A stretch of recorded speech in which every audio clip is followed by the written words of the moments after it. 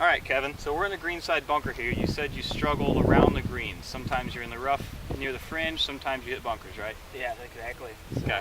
And what do you typically like to, what kind of shot do you like to play out of the bunker? if I can, usually like a running shot. Yeah. So it runs up to the hole rather than one stop. Yeah, you don't like to clip it too close to the ball? No, because I'm not very consistent at that, but if I can get better at that, then definitely try to do that more often. Okay.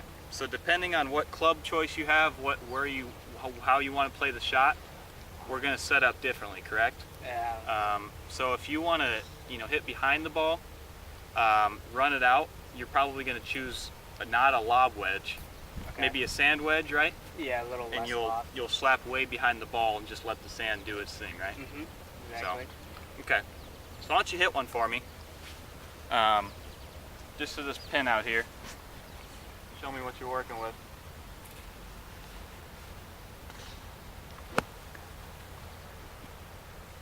Okay.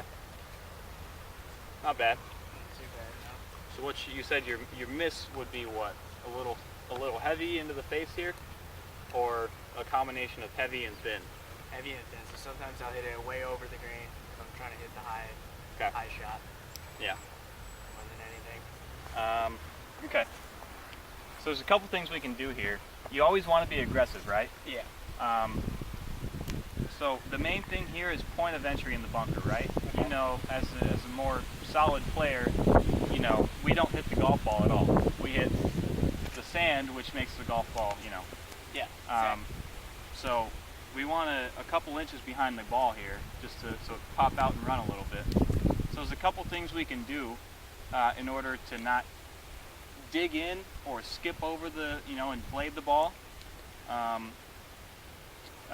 good instructor once told me back home that the bottom of your divot is going to be where your divot's going to start under your sternum, right? Okay. So basically the buttons here on your shirt, that's going to be the low point in your swing.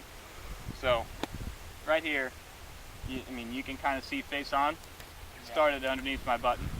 So instead of setting up to it a little bit, square in the middle of your feet, we can step back so that our point of entry naturally is going to be underneath the buttons, right? So I'll hit one right here. So, I already drew a line, but since my buttons are back, I'm just going to hit that. Okay. A little bit better there, a little bit more consistent, right? Let's see. So that setup tweak paired with hand placement, when I was a younger player, I would always, close my face, have my hands way pressed forward. That's not going to be really good bunker play. So I've learned that if you put your hands back, so it'd be to my left, to your right, instead of having your grip up like this, like that, you kind of push them back toward that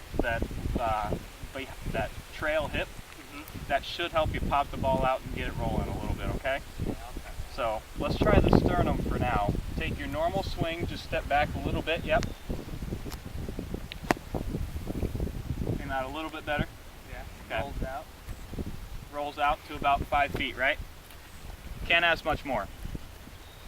So why don't we pair that a little bit with, move it back a little bit or up in your stance, and then set your hands a tiny bit back on your, kind of towards your right pocket there. That should help out a little bit too, okay?